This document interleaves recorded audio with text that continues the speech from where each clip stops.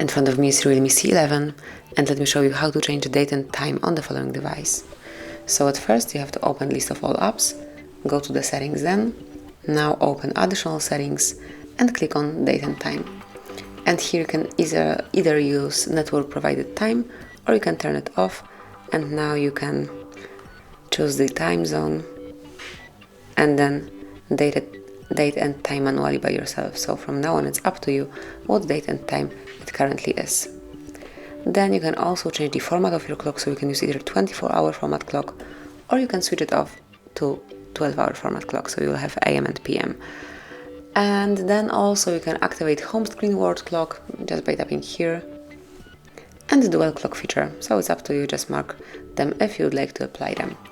And whenever you want to go back to automatic setup, just click here, and now your date and time and also time zone will be set up automatically.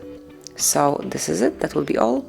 Thank you for watching, please subscribe our channel and leave the thumbs up.